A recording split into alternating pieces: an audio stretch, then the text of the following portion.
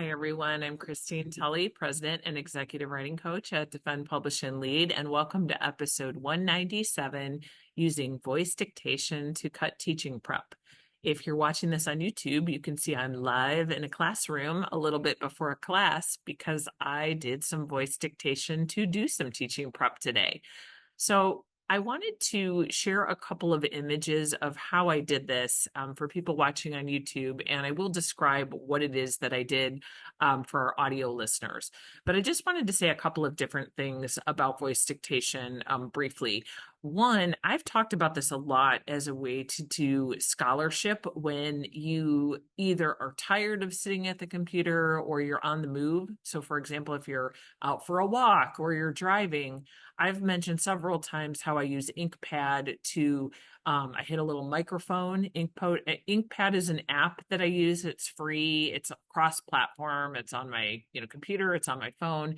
But I can use a little microphone and then write as though I'm writing on a yellow legal pad. So got a little show and tell for today's episode for anybody looking. I have a yellow legal pad handy with lots of scribbles on it for this one. And this yellow legal pad where I do this voice dictation is where a lot of times I'll capture my scholarly notes because it seems like it is written on paper. And so that's worked really well for me for capturing scholarly ideas. But I haven't really considered it for doing teaching prep. And so what I want to share today is what I accomplished in a coffee drive-through line to get ready for a class. So I did this using voice dictation and not using InkPad. I actually did this a different way. So I'm just going to show a couple of screenshots and just talk about how I'm using it and what it's being used for. So I talk about using it to cut teaching prep time. Let me give you the context of today.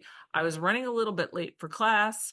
I knew I had to make some quick PowerPoint slides, not many, like 2 or 3, about how to write an introduction to a certain type of essay. I teach writing to first-year students, and so I just needed some quick, basically sentence starters or examples of what it was that I wanted to show them.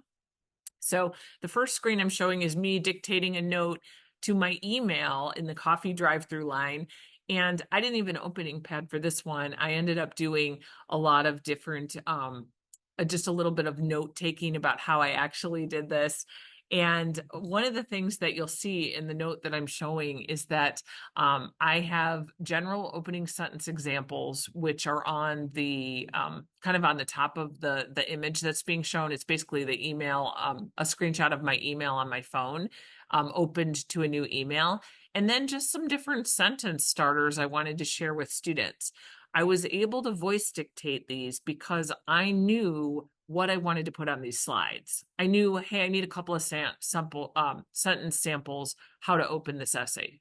So I had the content in my head. So voice dictation for teaching preparation probably can only work if you know some of the content that you could just tell it to somebody. So for some of the classes we teach over and over again, we've probably explained certain concepts or strategies many different times. So voice dictation can be really great for actually audio dictating some notes. So in my case, to do it on PowerPoint, but it also could be really great for some verbal explanations of things. Because as I was driving, I started thinking, hey, just an audio explanation is kind of like a mini podcast. I could have an audio explanation of a certain theory that maybe a student can read about it, but then they need something to explain it to them or interpret that for them. So even just like a small 1-minute explanation, like if you did the reading on page 58 and you didn't understand it at all, click this link. And you could have something like that posted in a course management system. So I started really thinking how that would save quite a bit of time in terms of teaching, because a lot of times we're just not at a place where we can sit down and make the slides, load the things to the course management system, create, that really great handout or that assignment sheet. But a lot of it, we know what we want to say. So being able to just hit the microphone on your phone or laptop and just audio dictate it might be a way to save time. One caution, the note is screenshot I'm showing. I have my little comment to the coffee place where I went through where I said, can I get a cup of ice water? That's like in the bottom of my note. Obviously, I don't want that in my student notes. So I will make sure that I get rid of that when I did make sure I got rid of it when I actually converted it. So how I did this, I dictated what I want to put on some slides. I had about 20 minutes left before my class, picked up a cup of coffee through the drive-through, audio dictated because I was waiting in line of stuff I knew had to go on the slides. So I did that. And my next move then was to open up my email when I got to my classroom. And all I did was cut and paste and then drop them into PowerPoint slides and clean them up. So I have an image on screen showing my email where I grabbed them from, and then what they actually looked like when I put them in slides. Again, another caveat, a voice dictation is not perfect. There's a lot of errors with spelling and that kind of thing. So I can see on here, I've got a lot of typos in that I fixed in the slides in the moment when I did it. But this was a lot faster than starting from scratch and typing from scratch. One of the things I'm starting to learn about voice dictation is that I'm a much faster talker than I am typer. And I feel like I do type quickly, but voice dictation is just so much more portable that I'm actually able to get some additional teaching prep time just in random times where I might be scrolling on my phone or doing something that, maybe I could be voice dictating instead. So I really like this to think about. And I wanted to show you what I ended up having happen. So I like to kind of talk about real time in academic life. So in real time, I had about 27 minutes when I was going through the coffee drive-through line to get a cup of coffee, get to the classroom, and make a couple quick slides. That was cutting it really tight. I'm not recommending this for everybody, but that was the reality. I was working on a publication deadline, teaching prep. I kept pushing off until I knew I had to go to class. So it got finished. And so what I was able to do was, even in that time, I did some audio dictation. I made some slides. I have some pictures of the slides that I make. They're not great. They're just some samples of things that I wanted to talk about with students, but it was enough to get by. And I think one of the things that we probably want to work on when we're trying to make time for everything is thinking about, is this good enough for this particular class session? Sometimes the answer is no. For this particular class session, because I was giving them some samples of different ways they could try writing an introduction, my samples did not have to be amazing because the students had to create their own thing. But, if I was doing something much more higher level, or if I was doing something much more detailed, I might be able to voice dictate just some notes about what I want to put on the slides, meaning like, don't forget to put this, like an actual note to self.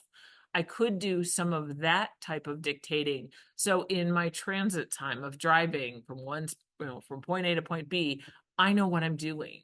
And a lot of what we carry around as academics in our brains is all this little stuff to remember what to do. So I was pretty excited that I was able to move from doing just some quick dictation to getting slides made in that span of less than a half hour and be ready to fire out those slides at a class. So, were there some mistakes? Yes. I taught the same class twice. So it's an introductory class. I teach it twice in one day. So of course, in between the two classes, I did clean up the slide bank that I made. And it wasn't like a bank. Don't get excited. It wasn't making like 50 slides. I mean, I'm showing like 5 on the screen that I ended up making from what I audio dictated. But, second time around, I did clean it up.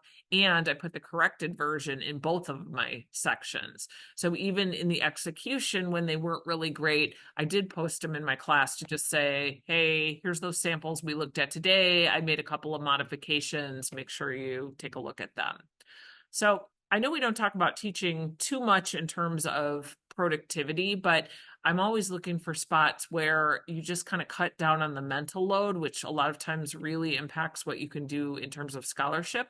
So I would really recommend doing audio dictation as a way to think through some teaching prep. If there's any tasks that can be audio dictated, that might be a way to go about getting some of this extra work done in a way that you're not sitting so much at the computer and typing, and you're using like all the means that you have available to get things communicated. So happy writing this week. I hope this tip helped.